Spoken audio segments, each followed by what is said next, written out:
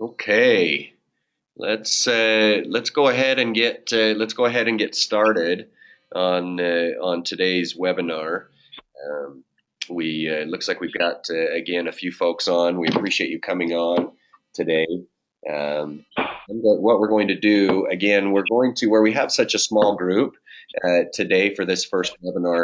What we'll do, I'm going to just dive in and go through a couple of key things inside of the application that we've been noticing some of the users have been a little bit hung up while they've been doing those.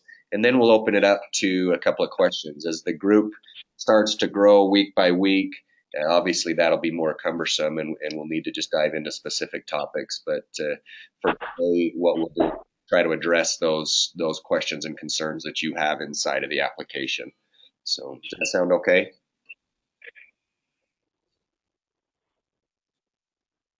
All right, let's go through what we're going to do. I'm going to go ahead and share my screen.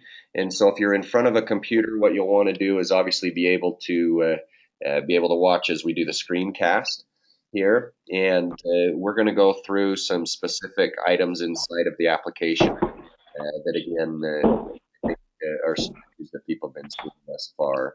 So bear with me for just a moment and I'll share my screen.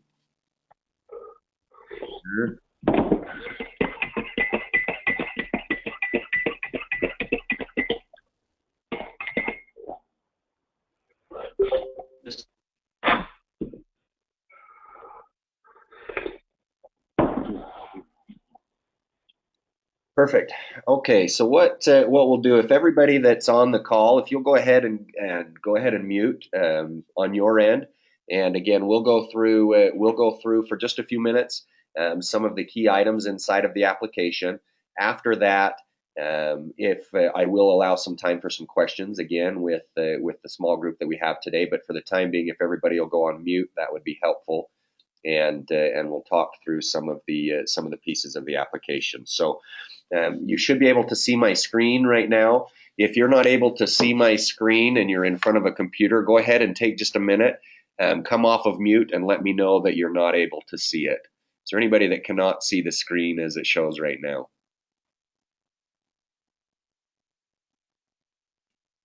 Okay, great. What we'll do, we're going to start by going through pieces of the proposal itself, talking through some of the current functionality we have, maybe some of the changes as well. I know many of you are using the PPA and so forth. And so I'm just going to it'll be a little bit random. I'm going to go through, again, a number of pieces inside of the proposal. We will have some time for questions as we go. And so as I'm going through, if you have questions, please take a moment and just write those down, and then we'll allocate some time here in just a bit to that. So just as a reminder, what you'll notice here on the screen is we're inside of a organization. I'm just inside of SunEdison Inside Sales. I know that I'm in an organization because it's blue. If I go inside of a territory where the actual work is taking place, then you'll notice that it will go to yellow. And so just a reminder of the distinction there between the two. Now, before I go into the SunEdison Inside Sales Territory 11, you'll notice a couple of things at a high level here. First of all, it's telling me that it is unassigned. This is a test area that I use for a lot of demonstrations and so forth. And so we're okay to go in and do some work inside of here. You'll notice again that I'm in an organization. Inside of that organization, I do have a number of territories created inside of there. Now, if I wanted to create another sub-organization underneath SunEdison, because of the hierarchy that I have in my organization, I would simply click on the three-dot menu, and I would click either New Territory or New Suborg, and then create from there. Okay. If you have questions about that, write those down for me. We'll go back into that if need be. I'm assuming and hoping everybody on the call knows how to do that, but if not, that's okay. What I'll do now is I'm going to dive into SunEdison Inside Sales 11.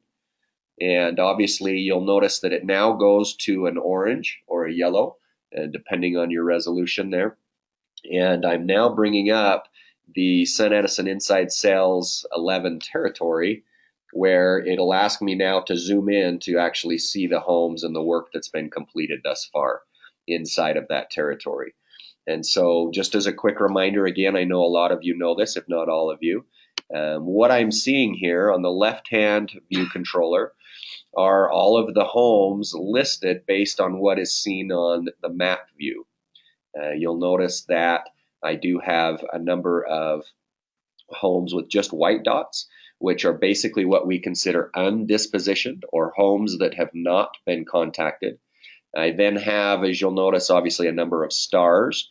These are homes that have been pre-screened for credit based on the credit criteria of SunEdison. And so you managers and you owners that are on the call, you should know how to pre-screen, but if you don't, what you'll do is going into an area. If I first create a territory, all I will see are just white dots and no stars. I'll then go in and I'll click on the pre-screen button down here in the bottom. That will tell me there are 240 homes eligible to be pre-screened inside of SunEdison Inside Sales 11 territory. It then shows me my available credits. If I were to click agree and pre-screen, obviously at that point, then it will pre-screen the homes. You'll notice there are most of the homes that we'll run into have a 1 inside of those, and then some of those homes are going to have a 2 as well. And what those are different levels of credit criteria that they have met. Your sales manager should be able to give you more details based on what those distinctions are and so forth. But those are the pre-screens, and so you'll notice now as I scroll throughout the territory, all I'm doing is I'm just clicking on the map and I'm moving throughout the territory. You'll notice that homes are loading as I'm moving from place to place. Obviously, the pre-screens are used to determine what doors to go to, what doors not to go to. This, again, is just a test territory, so don't read too much into it. But you'll notice that, again, I would want to hit this home right here, and then I would want to skip 2 doors and hit this home here because I know that these 2 do not qualify for the service that SunEdison is offering at the time. Okay, let's go into some of the higher functionality as we move through the application here. So I'm going to click on this home right here on the corner. Again, hopefully you can see my cursor if you're on a computer. So again, if I click on that home right there, what will happen is I'll then be given a bunch of information based on that individual, Jesus M. Ochoa. And then I notice also quite a bit of information based on the homeowner, as well as some lifestyle information. I'm sure you're probably aware of this, so just bear with me as we roll through. But this is where that information is. Now, you will notice that the information, for the most part, we have over 400 data points on almost every person inside of the United States, but that information does vary a little bit back and forth based on the homeowner themselves and what information is available through our sources there. And so, but again, you'll get a good read of where this individual is before you ever hit that home. Okay, now let me go in and talk about a couple of other things before we go into proposal. You'll notice the 3-dot menu up here. Say I come and I knock on this door and I find out that, you know what, maybe he doesn't live there anymore, or they now have renters in there, or something else has changed. I can then come in and I can edit that record at that point. Okay, if I click on that, it's going to say, okay, here's what we think we know about that person, but go ahead and change it if need be. And the reason I would want to do this if the information was not accurate is that whatever information is based here inside of that property information is the information that's going to carry through as I go into proposal, as I go into contract, and so forth. And so, again, if you move in and you say, you know what, it's not Jesus anymore, he moved out, it's his father that's living here, then I would put his name in, his information, and so forth, and then save it as such. Once I did that, I would then have the most accurate information to move into those other processes. Okay. Quick review. The history tab here is for any time that I've taken any notes or I've dispositioned that home. Obviously, I haven't done anything. It's still white. I know that he qualifies for the service, but I have not dispositioned that home to say that he was one way or another. So if I click on the history tab, obviously nothing's going to show up right now. The proposal tab right here is for any proposals that I would have created for him before this point. If I click on that right now, obviously there are no proposals for him yet. I haven't created any.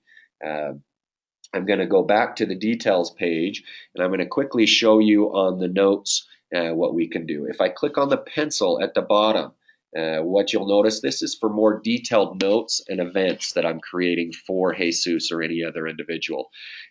You've seen this probably in the training video, so I'll run through it quickly.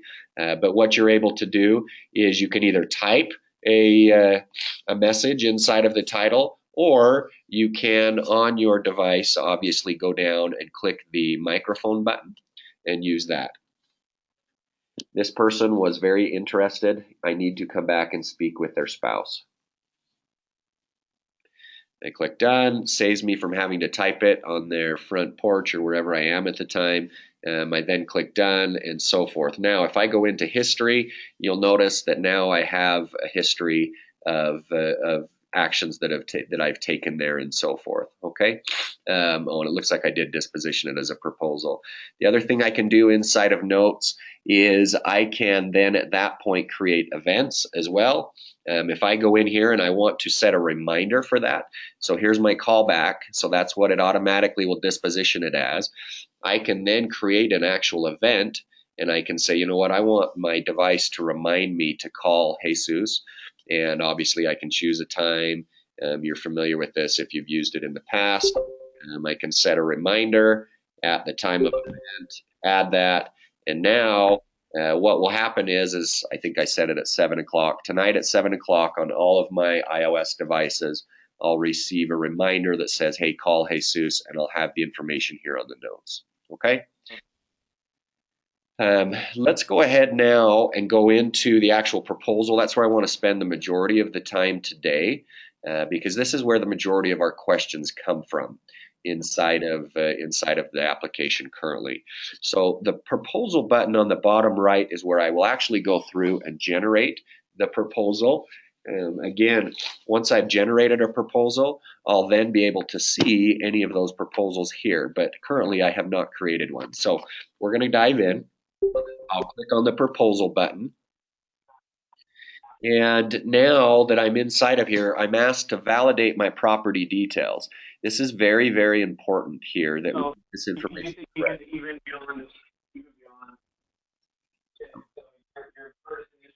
Let me go ahead. It sounds like, thanks, Jesus. Okay, so he's muted. If you're not on mute, if you would, that would be helpful. Anybody who is not on, that would be great. There we go. I'll just mute it. I'm gonna find who we are. Okay. So what we need here is we need a good phone number. It won't let us go on without a valid phone number. I'm going to go ahead and type in, and when I say a valid phone number, it just needs to be 10 digits. I'm going to go in and just put in a phone number just so I can bypass and again go through the test here. The email address is also mandatory.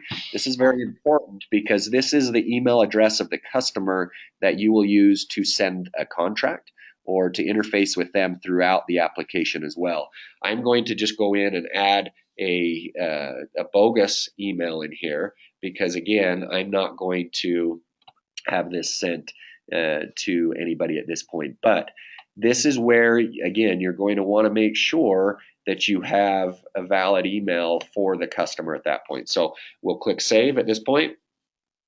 What will then happen is we're now going to go in and to start working on their energy usage information for that customer, okay?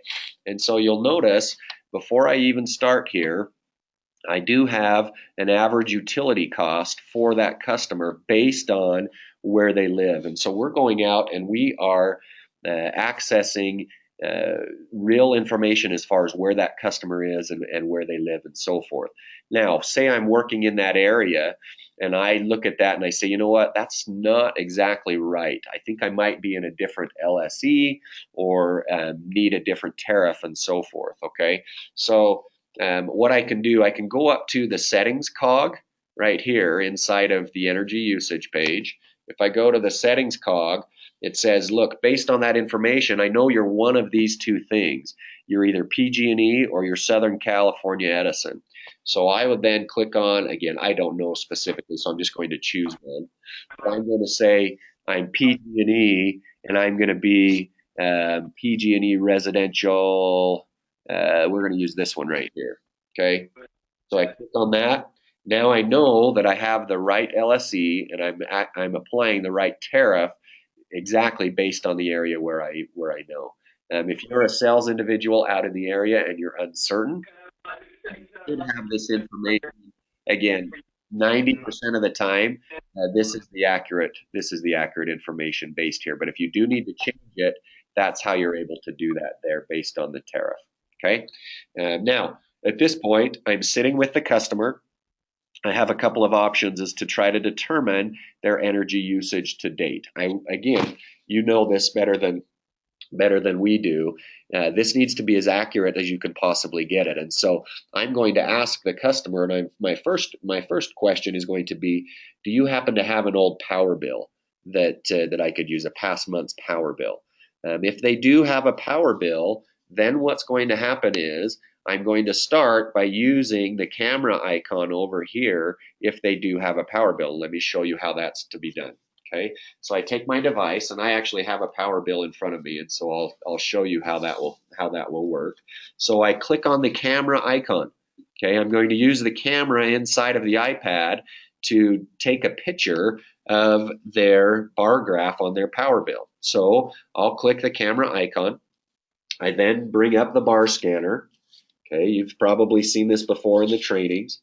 And what I'm going to do is I'm going to start a little ways up and let my camera focus. Did you see how it just focused on there? Now I'm going to slowly zoom down in towards the power bill, keeping the red lines outside of the bar graph there. And you'll allow it to focus. And as soon as I get to the right point, it's going to take a picture of that bar graph. Okay. Now, what that's done, again, this is the most accurate way we can do it. I'll talk about the other option here in a moment. So now what's happened is it's taken a picture of that bar graph and applied percentages based on each month of that bar graph. But I'm not done, because what I need to do at that point is I need to then look and say, okay, first of all, I need to line up my months based on the months on the bar graph. This month here, this final month, may not be January. It may be December. And so I'm going to move it. And hold on, bear with me. I'm a little shaky today. I'm going to move it down, and we can get it to December. Okay. So now I know that that final month was December. And now what I need to do, though, is I need to tell the system what was December's actual usage. Okay. So all I'm going to do is I'm going to click on the on December. Notice how I clicked right here on December. It brought up this ability to enter the actual usage. Okay. I click on the energy usage at that point, and it says, well, what was the actual usage? And I don't, you guys know the numbers better than I do, but we'll say 320. Okay. I'll click enter, and then you'll notice what happens at this point. Now you'll notice over here on the left-hand side, for every month throughout the past year, I have exact energy consumption that customer used based on their own power bill from their power company. Okay. Now, there are tweaks and knobs and so forth that I can use at this point. Say for whatever reason, I'm looking at these 2 months right here, 429 and 429, and saying, you know what? The month of July was actually just a hair less. All I've got to do is click on that bar graph and drag it down to where it looks correct. Okay. Obviously, at this point, we're splitting hairs, but we can get exactly where we want to be by adjusting these knobs and levers inside of the application. Okay. Now, you'll notice that based on that information, I then can go to my averages page as well. I can get the averages that I'll need based on the value proposition that I'm giving to that individual customer at the time. Okay. Now, let me go back to the every month piece of the energy usage, and I want to reset the energy usage. Okay. So again, the feedback that we're getting is in the field. The customer really likes to watch going through this on the application. It's exciting for them to see that we are building a very accurate proposal for them. I'm going to go ahead and reset. So I'm going to refresh, clicking this button right here. I'm going to now refresh because I want to show you what can happen if I don't have a power bill. Okay, so there are a number of things I can do at that point. What I would then ask them is I would say, okay, we're in January now, Mr. Customer or Mrs. Customer. What was your usage last month? Do you even have last month's usage on it? Well, I think it was this, I think it was that. We can either enter in the dollar amount or the kilowatt amount at that point as well. So I'm going to go ahead and just enter 320 in here. You'll notice now that it's going to populate these months, but now I need to know what the spread was over the year. So if I click on the checkbox here by December, what I'm saying is I want to apply this amount. I want to apply this December and then use the curve that we know for that area on an average. So I click that. It will then apply an energy usage curve based on that area, based on information that we're able to pull for that area on the energy usage. Now, again, you're going to be more accurate if you can get an energy, if you can get a power bill. If not, this is your next option at this point, is to be able to use this. Now, again, at this point, I can adjust and manipulate based on information that I have. I need you to know the power bill that I used to show you as a demo is one obviously not from the same area and so forth, and that's why there's the discrepancy in the shapes there. But this is what we found very accurate as well. The other one will dial it right down exactly where you need it to be. Okay, so that's how we'll get our energy usage one of two ways. Again, option number one and best option is to get a power bill from them, scan the power bill, and then enter in the information based on the months. Option number two, if we don't have a power bill, is to ask them the questions that I know you know how to ask already, as far as trying to get as many months as we possibly can to get the most accurate information there. Okay. Now, at this point, I want to go ahead and move on to our panel design. Again, trying to keep track of time. I want to go into our panel design at this point. So you'll notice here the yellow button is our energy usage. I'm now going to go into actual panel design. Okay. You'll notice at this point, have a top-down view of the home. Say sometimes you'll notice in these, for whatever reason, the image may be shifted a little bit. It may be, in whatever position on the screen. If that's the case, before you put any panels on the roof, just take your finger and put it wherever you want it to be so that you're able to get a good view of the roof. Okay.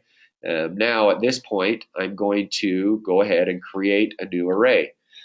I'll click on the plus symbol. You'll notice I don't have any arrays built yet, otherwise they'd be listed here. I'm going to build an array, and I like to do it by drawing the solar panels. Okay, so I'm actually going to click on Draw Solar Panels, and now what I'm going to do is I'm going to start to draw an array on that roof line there. Now, a couple of key things. You'll notice the instructions up top. Okay. You need to, the first 2 points will need to be drawn to represent the ridge line of the roof. Okay, I'm going to put this array on this south facing pitch right here. So my first 2 points need to be right here and here along that ridge line.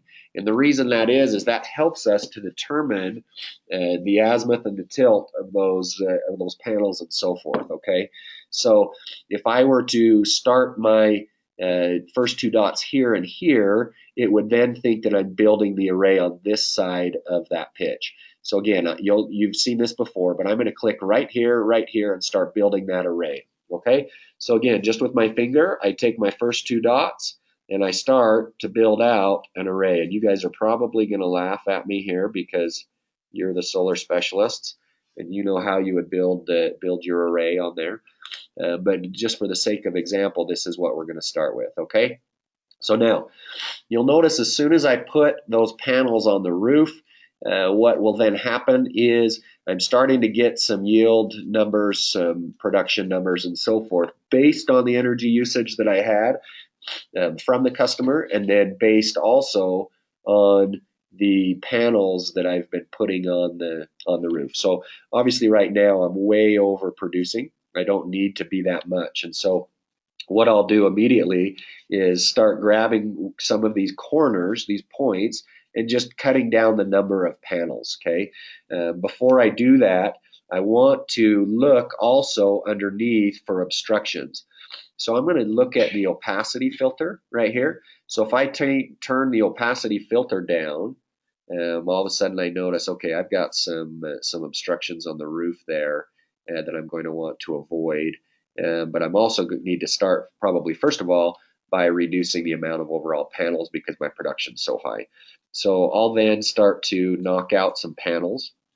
And you'll notice as I do that, it's running new numbers every time I do that for me up on the up here, so I know where I need to be. Now, I'm at 184%, so I'm still going to bring that in. I'm going to reshape this a little bit. Now I'm at 147 without moving it all. Let's keep it up kind of where we had it. I'm going to bring it in, see if we can get closer to my actual percentage that I want to be here.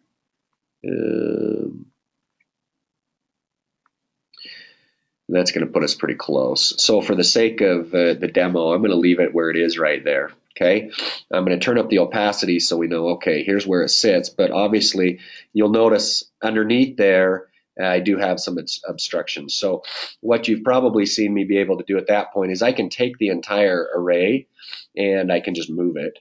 I can move it down, get it out of there, which would be one way to avoid the obstructions.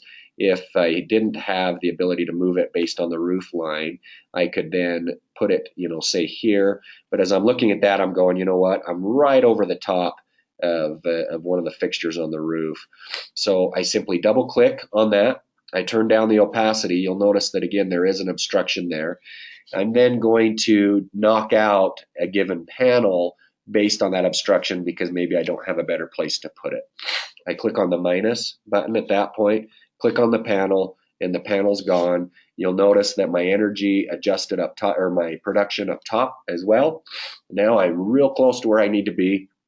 I think we're going to go ahead and go with that and call it, and we're going to call it a day for those panels. Now, inside of there, you'll notice that I have a number of things I can adjust and change. So I'm going to click back on solar array number 1. It's then telling me how many panels and what my production is. You'll notice we have a settings cog, and we also have what we call the 3-dot menu as well. I'm going to start here quickly. The settings cog, you'll notice, if I click on that for that array, I then have a number of knobs and levers that I can adjust if I need to. Now, these have been based on, we have defaults that have been based on information we've received from SunEdison as to what we should lead with. But again, if you want to fine tune your proposal, here's a way that you're able to do that. And so I can go in, I can click on the roof tilt, and I can say, you know what, I don't want it at 22. I want it to be at 30. You'll notice what happened to my panels at that point. They shifted a little bit because I know I've got a different tilt. If I want to change the azimuth, the orientation of the panels, the shading, the inverters, and so forth, we can do all of that here. Okay, not going to spend a lot of time there, but I wanted you to know that that is available there for you when you need it. Okay, so I'm going to click back on the array. Now, at this point, say I wanted to draw another array. For whatever reason, say I was at 50% production here, I wanted to get up to closer to 100%. I would then click on New Array. At that point, go through the entirely same process and could put another set of panels on a different part of the roof and go from there. Okay. Obviously, I'm looking at that going, wow, now I'm at 164%. I don't need that there. So this is where the 3-dot menu comes into play. Click on the 3-dot menu for that array. I can quickly delete that array, and I'm back to the production numbers that I'm looking for as I move through. Okay, I can at that point, after I've drawn that, I can then take the customer to this point and click on Summary. I'm going to have a breakdown of what that's going to look like for them. I then can go into a financing page. and give them some of the basics at a high level, and they start to say, okay, well, wow, let's look through some of these options and so forth. And you'll notice I've got some options in here some of you may not have seen to this point, and that's okay. We'll give you a preview as to what we're doing, but a number of the loan products are built and ready to be launched as well, and that's what you're seeing here.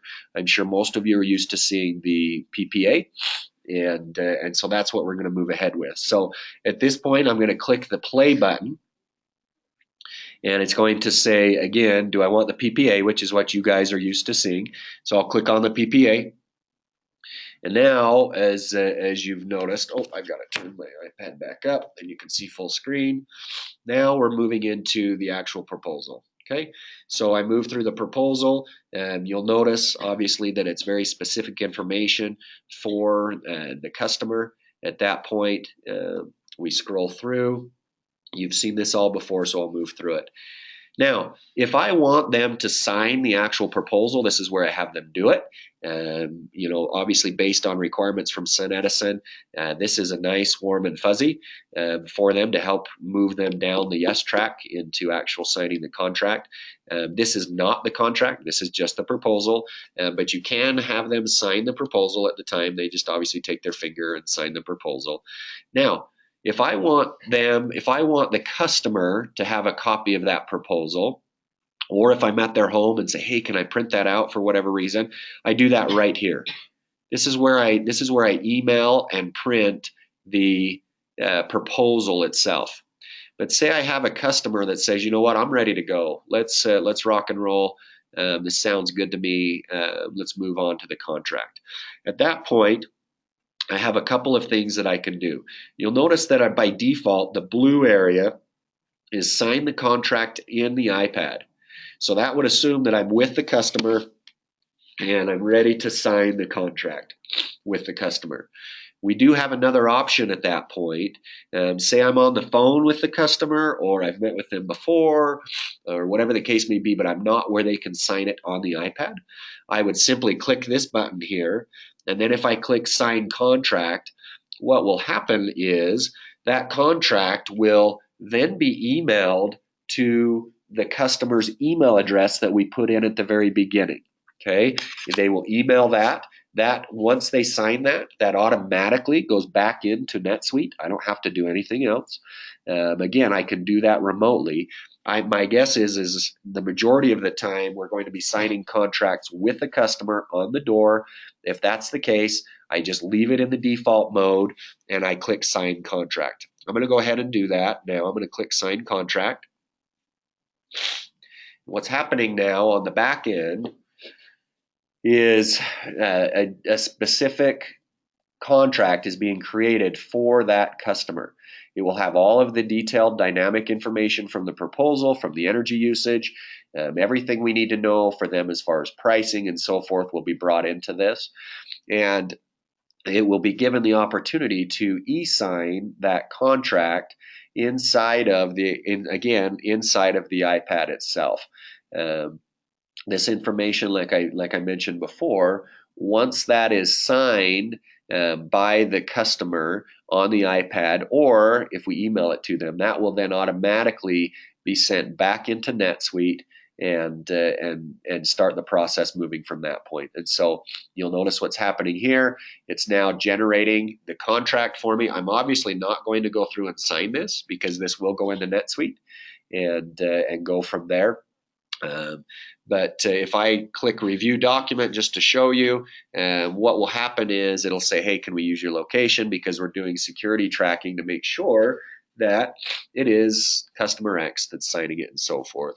I'm going to click OK. At this point, I'm just going to go ahead and click cancel so that we don't go any further with that contract. Okay. Now, that contract has been canceled and it will obviously not go into NetSuite. If I did sign the contract, if the customer had signed the contract and we completed the sale, what would happen then is all of this information for this customer would then be grayed out inside the application and not able to be edited again. Once the contract's signed, I can't go through and change the proposal and so forth for that customer. It's been locked inside of the application. Where we didn't sign, where we backed out of that and did not sign the contract, I can go through and I can either edit this current proposal that I have for them, or I can click on the customer's name at this point, and I could actually create another proposal for this customer. If I click on the name there, it says create new proposal. It's going to give me an automatic name of new, right? I'd probably want to label it maybe something else and say, proposal number 2 or 3, whatever we want to call it at that point. If I were to do that and click save, I can start the entire process again and create another proposal based on them, maybe putting the array on a different part of the home or based on more updated energy information and so forth. And so now I want to show you as I click out of this proposal here for this customer, you'll notice what's happened is now this person's information has gone from yellow to orange. If I click under proposal, you'll notice here that it's going to generate a proposal for me based on the one that I just produced for them. Okay, and it may take a minute for it to hit the server and back, but then I will have access to that proposal here under the proposal tab, where I can then click on that and again move back in and adjust that from there. Okay, I'm going to go ahead and stop now and go ahead and take it off mute. If you have specific questions that you'd like to ask, at this point we have about 10-15 minutes to answer any questions that you may have to this point.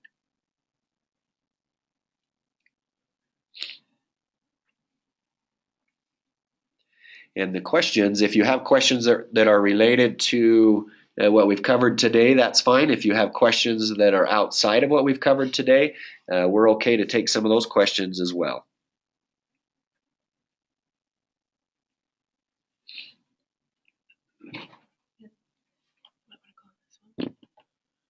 Searching a home using an address. Okay.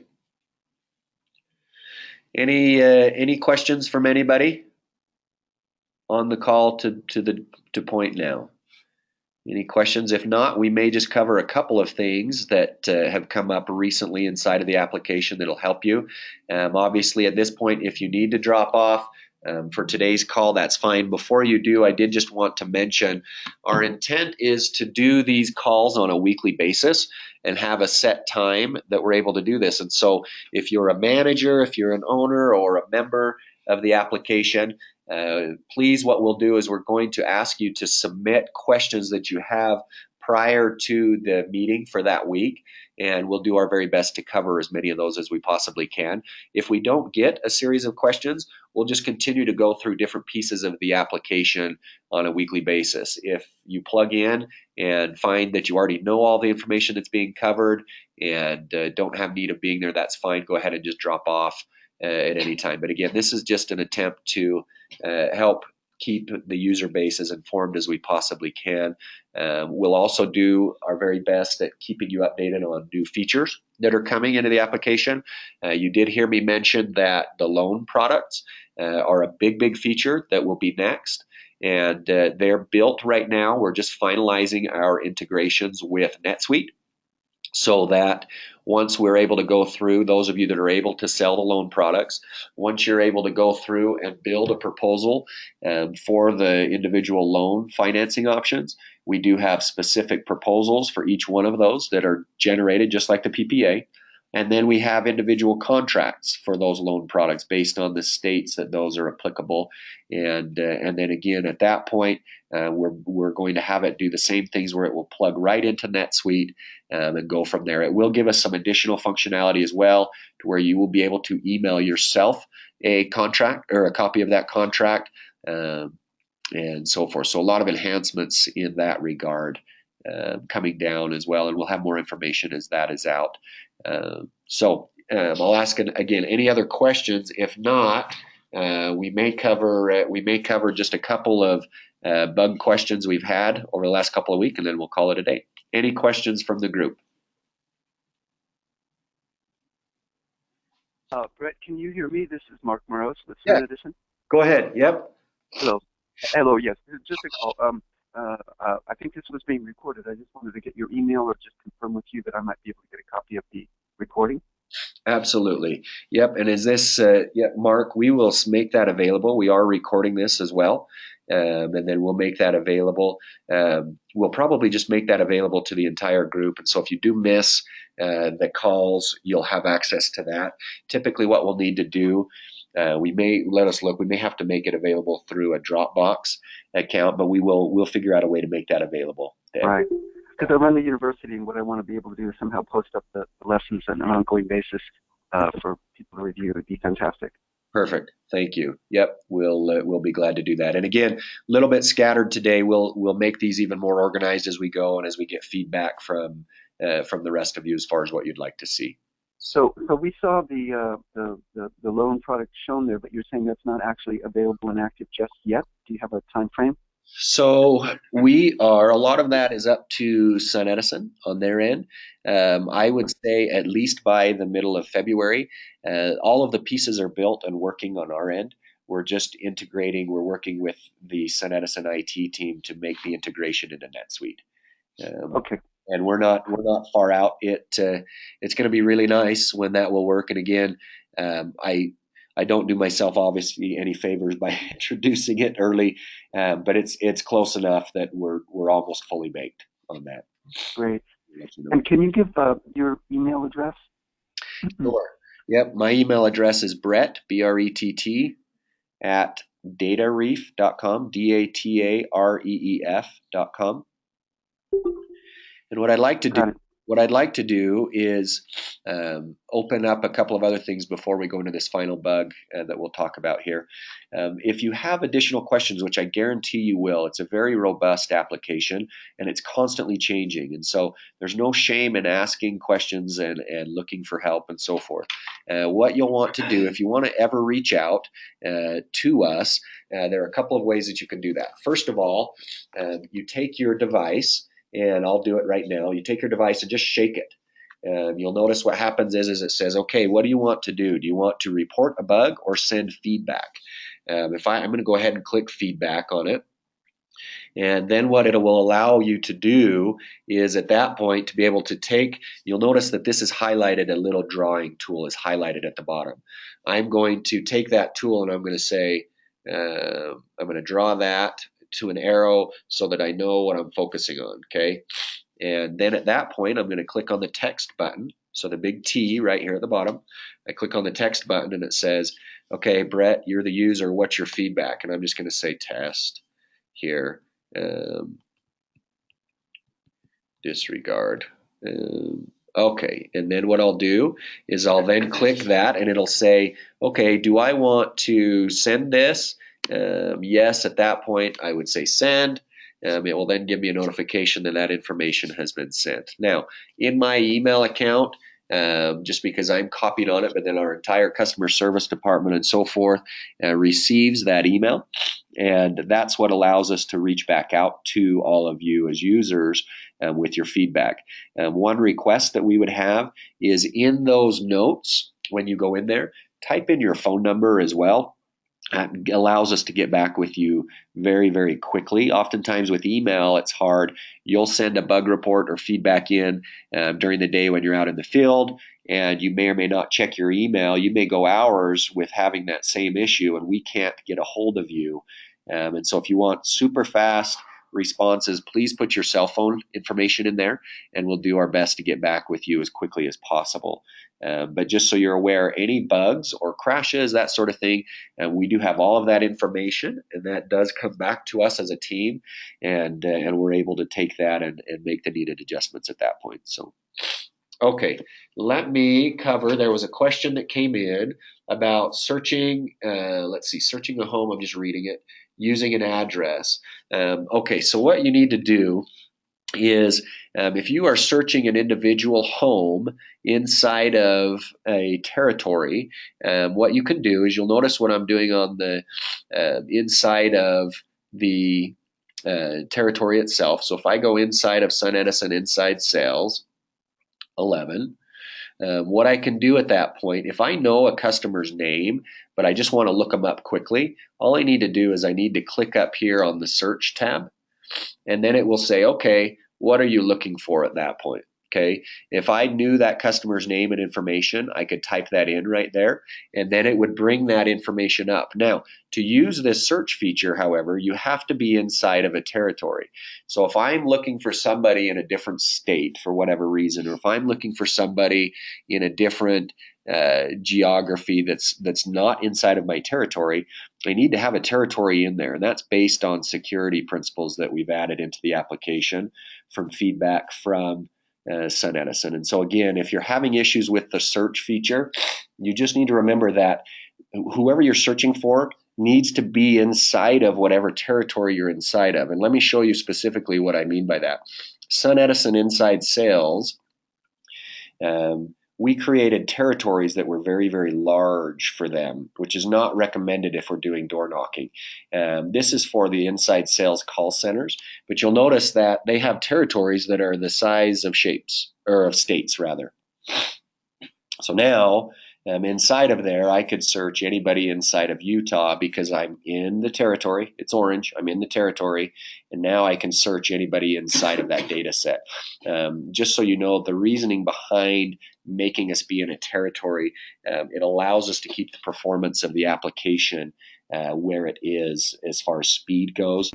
As you can imagine, querying millions and millions of records every time we did a search across the United States would make the product lag, and so that's why we've added that extra step inside of there. So hopefully that answers that question for you. Again, reach out to us. The other way that you can reach out to us is to just send us an email at any time at support@datareef.com. We are in that account on an hourly basis and so forth. And again, put your phone number in there and we'll reach back out to you as possible in there. But want to thank you for being on today. Any final questions before we let you go?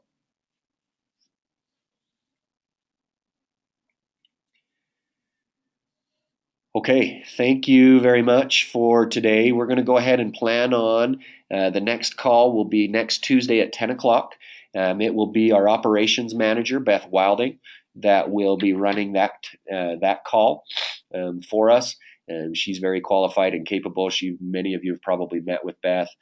Please send in any questions or concerns that you have in the interim.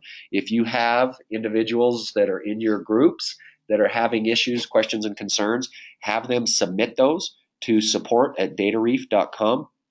And we'll make sure and cover those questions and hopefully many others in next week's call. So thank you all for coming on, and appreciate you using the application. We sure enjoy working with you, and let us know as your needs arise, and we'll do our very best to take care of them from there.